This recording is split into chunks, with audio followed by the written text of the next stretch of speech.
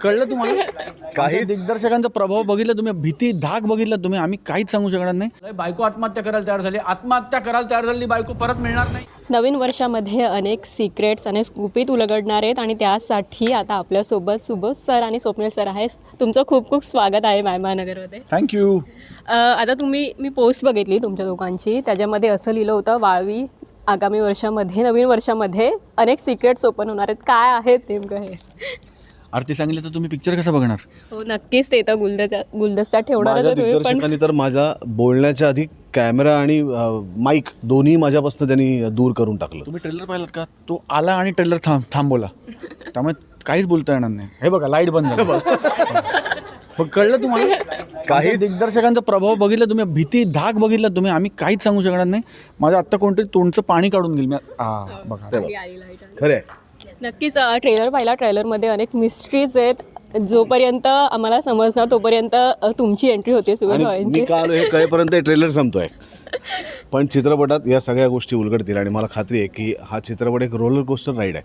म्हणजे इतकी धक्कादायक वळणं घेत घेत हा चित्रपट पुढे जातो की ज्या गोष्टी तुम्ही अपेक्षिलेल्याच नाही आहेत त्या सगळ्या गोष्टी तुम्हाला चित्रपट बघायला मिळतात आणि पूर्णपणे मनोरंजन तुमचा हा चित्रपट करतो. नक्कीच. आता सुबोध सर म्हणाले रोलर कोस्टर राईड आहे, तर काय सांगशील? हो, मग आता तुम्ही ट्रेलर बघितलं, चित्रपटाची टॅगलाईन खाली नाही, कॅमेरा टॅगलाईन बघ काय इकडे दिसतं तसं नसतं. त्यामुळे मी इतकं सांगेन की तुम्ही ट्रेलरमध्ये जे बघितलंय तसं काहीच नाही. त्याच्यावरनं तुम्हाला जे वाटतंय तसं काहीच नाही आहे. नक्कीच. तुम्ही पिक्चर बघा. खूप मिस्ट्री गुपित आत्तापर्यंत आता तुम्ही देखील खूप एकदा असं गुलदस्त्यात ठेवल्यात सगळ्या गोष्टीच. मात्र फुगेनंतर पुन्हा एकदा तुम्ही दिसतायत ऑनस्क्रीन. काय सांगणार त्याबद्दल? फुगेमध्ये पण जे दिसतं तसं नसतं, असंच होतं. त्यामुळे आम्ही आमच्या करिअरमध्ये बहुतेक करून दिसतं तसं नसतं या कॅटेगरीतले सिनेमे सगळे येतात. ही आमच्या दोघांची थीम लाईन आहे आणि आम्ही सगळे या धाटणीचे सिनेमे करतो.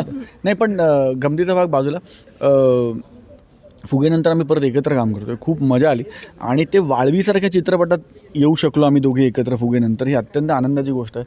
कारण परेश, मधुगंधा, झी स्टुडिओज, हे सगळं कॉम्बिनेशन इतकं कमाल आहे. गोष्ट इतकी अचाट आणि अफाट आहे की तुम्हाला फार मजा येणार आहे पिक्चर बघून. नक्कीच. आम्ही ट्रेलर पाहिला. ट्रेलरमध्ये स्वप्नील तू एकदम असं म्हणजे वेफर्स खातोय, पिझ्झा खातोय आणि पोस्टरमध्ये देखील तसं आहे. नवीन वर्षामध्ये आपण नेहमीच असं संकल्प करतो की नाही आता आम्ही जिम जॉईन करणार, डाएट करणार. मात्र सुरुवातच अशी एक आगळ्यावेगळ्या सिनेमाने झाली आणि सिनेमामध्ये तू अशा पद्धतीने असं प्रेझेंट होतंय. काय सांगशील तेव्हा? खूप मजा आहे. म्हणजे माझा संकल्प हाच आहे की मी खूप पिझ्झा आणि वेफर खाणार आहे यावर्षी आणि खूप डाएट, 2 सामोस्यांमध्ये 2 सेकंदाचा ब्रेक घेणार. आणि मला खूप खावं लागलं आहे फिल्ममध्ये.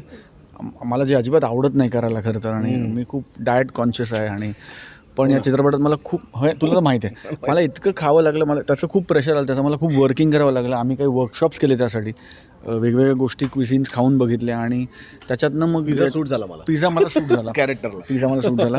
आणि त्यामुळे परेशने त्याच्यावर खूप मेहनत घेतली माझ्या खाण्यावर वगैरे, आणि ते चित्रपटात दिसेल तुम्हाला.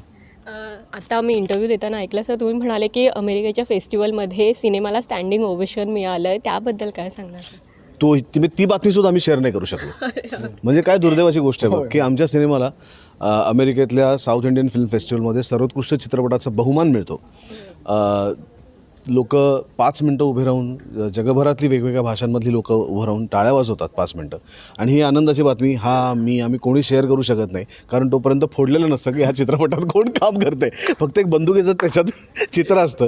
तर आम्ही कसं मग आम्ही मित्राला विश करायचं केल्यासारखं, मग परेश तुझं खूप खूप अभिनंदन मित्रा, असंच उज्ज्वल तुझं भविष्य राहावं वगैरे असं काहीतरी करून आम्ही टॅग करतो. म्हणजे आमच्या चित्रपटाला इतकं उत्तम बहुमान मिळाल्याची बातमीसुद्धा आम्ही सेलिब्रेट करू शकलो नव्हतो. त्यामुळे आम्ही आता सगळे खरंच वाट बघतोय, कारण हा चित्रपट 2019 साली शूट झाला आहे.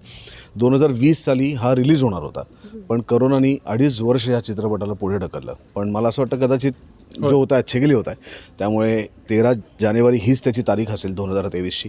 आणि आम्ही सगळेजण डेस्परेटली वाट बघतोय की कधी एकदा 13 जानेवारी येते आहे, लोक हा चित्रपट बघतायत आणि आमचं कौतुक करतात म्हणण्यापेक्षा सुद्धा चित्रपट ह्या माध्यमाचा मनमुराद आनंद लुटतात.